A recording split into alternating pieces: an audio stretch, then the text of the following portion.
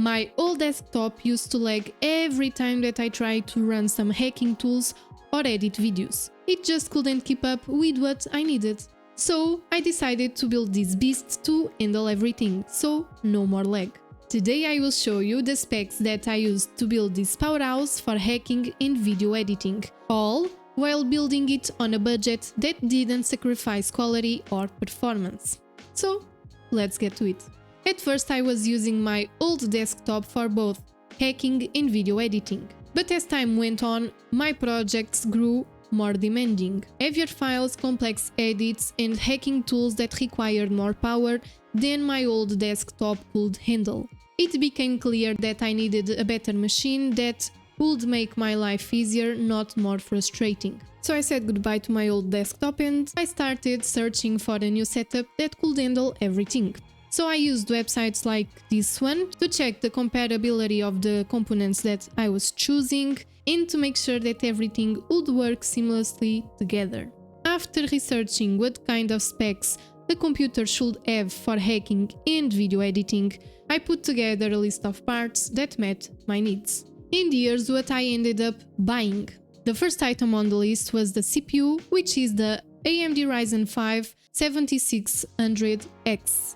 The CPU is like the brain of the computer. It handles most of the calculations and tasks such as editing videos, running programs, and controlling what happens on your screen. This CPU is good because it has 6 cores and 12 threads, which means it can handle multiple tasks at the same time. This is great for video editing because it handles a lot of processing, and for running multiple programs or virtual machines when hacking. Next comes the motherboard, that is the Gigabyte B650 Gaming 𝐋𝐢𝐧𝐤𝐬. The motherboard is like the nervous system of the desktop. It connects all the components and allows them to communicate with each other. Now, this is a good motherboard because it has multiple M.2 slots, which means that you can add more storage if you need in the future, and also it has built-in Wi-Fi. Next is the graphics card, also known as GPU, and mine is the Gigabyte GeForce RTX 4060 Eagle OC 8G. The GPU handles graphics processing, which is important for tasks like video editing and gaming.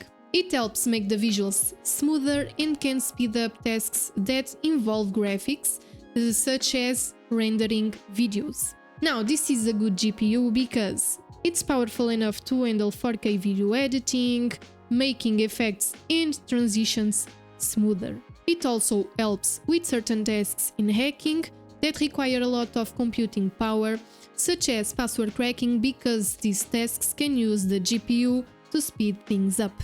Next, we have the RAM, and mine is the Corsair Vengeance DDR5 RAM 64GB. The RAM is like the short-term memory of the computer. It helps the computer handle multiple tasks at once, such as running programs and opening files. And this is a good RAM because it has 64GB of memory, which is a lot, and it will allow you to keep more programs open without slowing down your computer. And it has DDR5, meaning that it can move data in and out of memory more quickly, which helps with speed during editing and multitasking.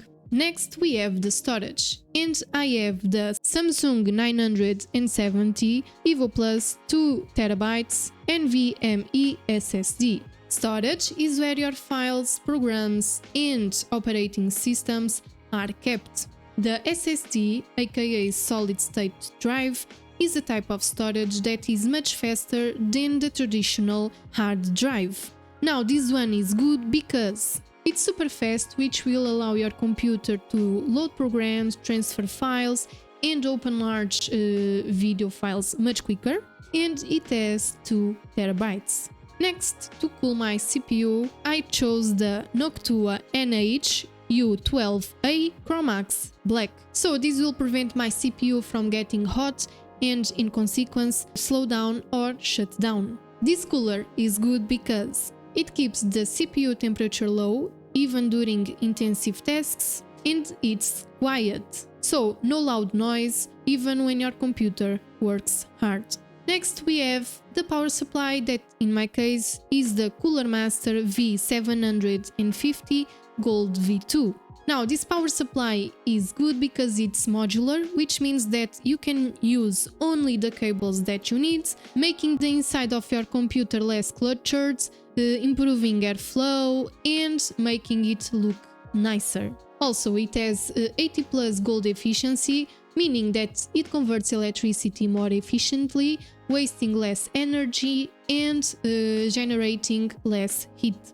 All these components are supported and protected by the 𝐅𝐸 2 Mesh RGB case. This case is good for a lot of reasons, like it comes with 3 pre-installed ARGB fans, it comes with tempered glass on both sides, which will allow you to show off the side that gives all the colors to the case, and also facilitates cable management. It's spacious and so on. After assembling everything, I decided to add Deepcool FC120 fans to further improve airflow. These fans run quietly and come with RGB lighting, which adds a cool visual touch to the build. And this is the complete build.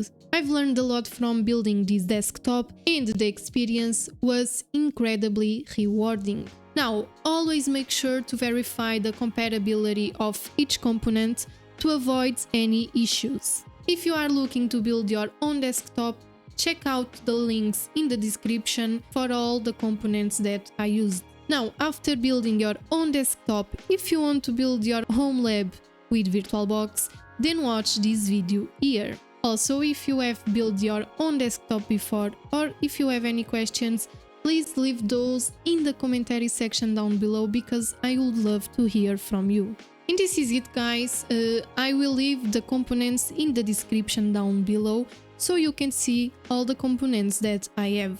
If you like this video, please give it a thumbs up, and if you haven't already, please consider subscribing to this channel for more content like this. See you next time, stay curious, stay safe, and happy building!